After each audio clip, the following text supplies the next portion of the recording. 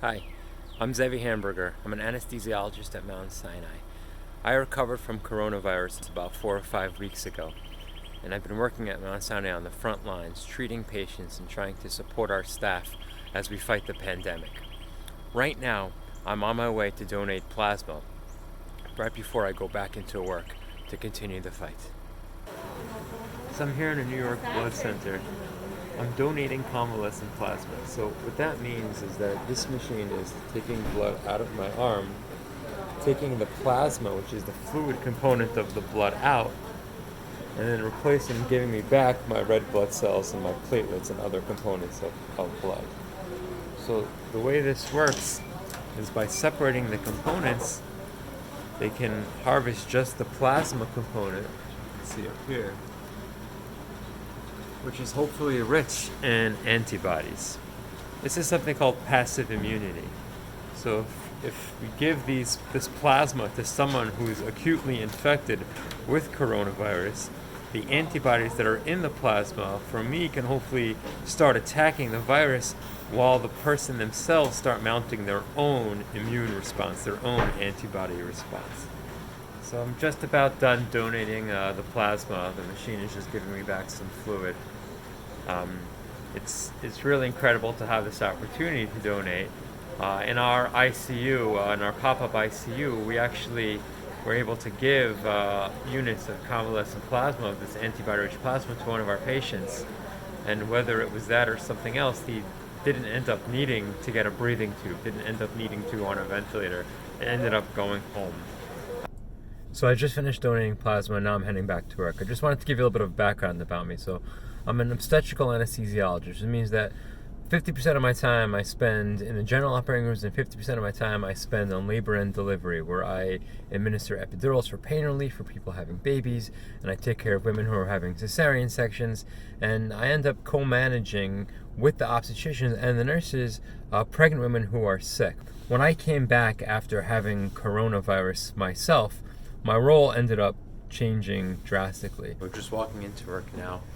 So my own battle with coronavirus started on March 13th. It was right at the very, very beginning of the spread. I was really, I think, one of the first people in our hospital to get the virus, at least in my department, to get the virus. I likely caught it from the outside, from the community. It's the kind of thing where a week before you're thinking, hey, it's never going to happen to me. I know how to wear my mask, I know how to wear N95, I know how to don and doff the protective equipment. And in fact, I was one of the people who was showing other people how to do it. And then I started getting a cough on this Friday. I ended up going home, putting a mask on, and going home right away because the instructions were anyone get any cough, any symptoms, it's time to leave. I got fever that night. And my wife also started getting fevers, chills, some mild body aches. We got some GI symptoms. We lost our sense of smell, sense of taste, and over the next couple of days, we realized after speaking to some of the infectious disease docs at Sinai that likely we had coronavirus. Ended up getting tested in New Jersey a couple of days later, and both turned positive. Our kids, we were obviously worried about. It's almost impossible to quarantine away from 2 6-year-old girls and a 3-year-old boy who all they want to do is play with you in your home. And so we were worried about them getting ill. But luckily, they probably got very mild forms of it, just maybe some GI upset, very mild fever, irritability, which lasted only a short period of time. An important question probably a lot of people have is why anesthesiologists? What's our role in all of this? A lot of elective surgery has been canceled in America, so why are the doctors who put people to sleep playing an active role in this response? And it's largely to do with our training. Even though our job is to keep people asleep during surgery, really what we're there for is not to keep you asleep, but to keep you alive during surgery. We take care of some of the sickest people in the world while they're having an incredible stress, which is surgery. And really what we do is resuscitate. We keep people alive. We bring people from the brink back to life. And that's where our skill set lies. So when we have a pandemic like this, in which people require ventilatory support, they need to be on ventilators, which is part of our expertise, or their blood pressure is dropping because their bodies are responding to this infection in a dangerous way, That's really our bread and butter. So I'm headed right now to assist with an intubation. That means putting a breathing tube in someone who's getting sicker and sicker and having difficulty breathing on their own. This is the procedure that is one of the scarier procedures in the coronavirus era, because this is when the virus can be aerosolized. I'm here with the rapid response team. Who's behind me? Here's Charlie, one of our nurse anesthetists, who's going to come in and help intubate with me. It's obviously a team effort to take care of these people. And our goal is to really prepare everything outside of the room so we can minimize going in and out so we don't contaminate the area outside. Even though we're on a complete COVID unit, many of the staff members have not luckily been exposed and have gotten sick. And so right now we're preparing so we can take care of this person safely and compassionately while still protecting the rest of our staff. So we're all ready to go. Jay, our respiratory therapist, is actually bringing in one of our ventilators so we can get prepared and everything set up before we actually do the procedure. So, sir, we bring in all of our equipment. Here's Charlie again with all of our equipment together, ready to go. So again, we can minimize the amount of time we actually have to open and close this door. We're running to another emergency airway with the rest of the rapid response team. Obviously, trying to assess the situation as quickly as possible and intervene while we can to help people.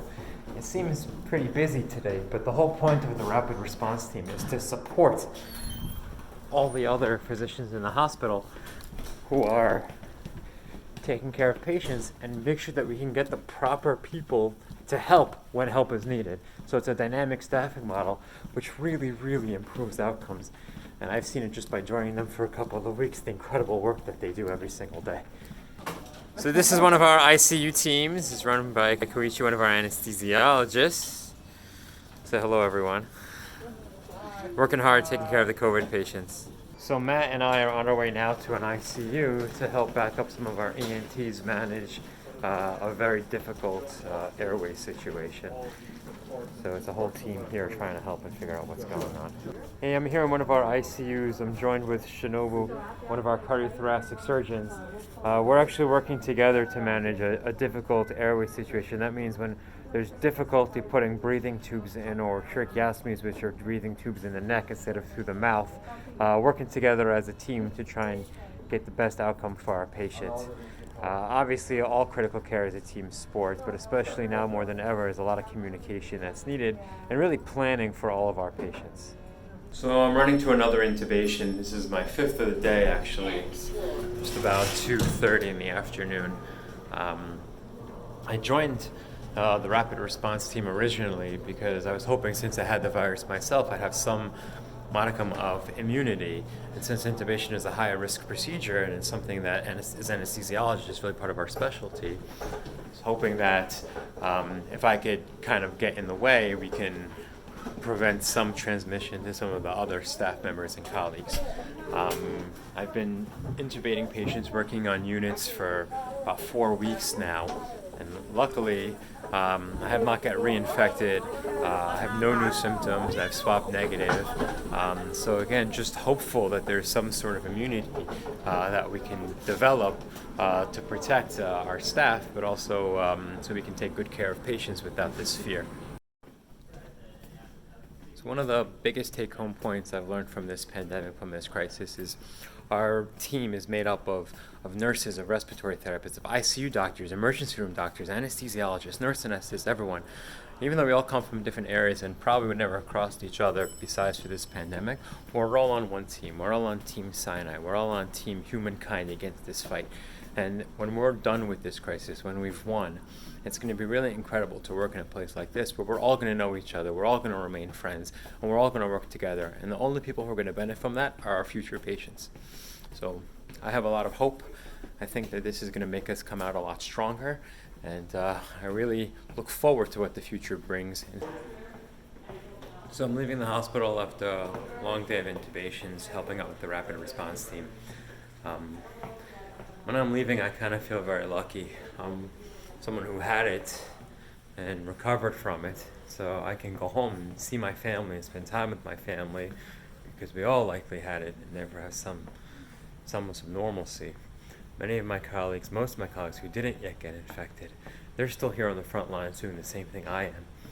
they fear bringing this home to their family every night, making them sleep in different rooms or live away from their families, not eat dinner with their family, not really even interact with their kids, with the fear that they could infect others.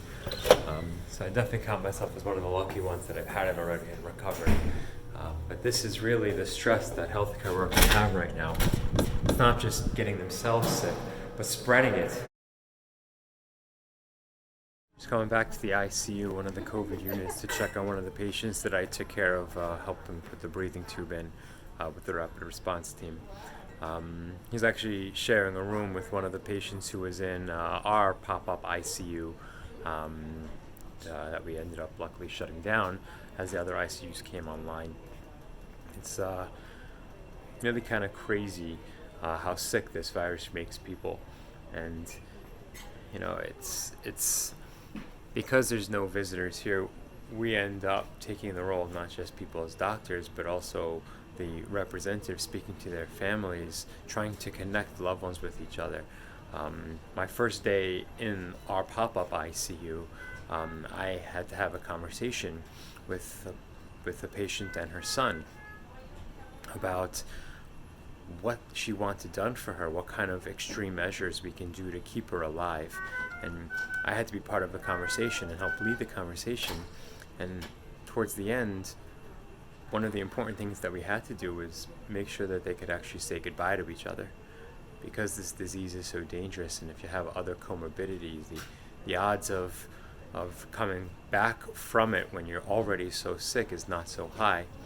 So I'm holding the phone, trying to speak between mother and son and other family members, what might be their last words to each other, that they can remember, trying to help them through this horrible moment, besides for taking care of her medically, but also trying to help them see each other as best they can through a phone and feel each other through a phone. And it's those experiences are what's gonna probably haunt many of us for weeks, months, years to come. It's an awesome responsibility. It's incredible, and we take that role very seriously. We are people treating people, and the emotional component to it can never be separated from the medical component to it. And especially now that we're the only ones here for people, their families can't even be here, it's even more of our responsibility to be the people taking care of each other instead of just the doctors or the nurses or the techs or anyone else taking care of each other.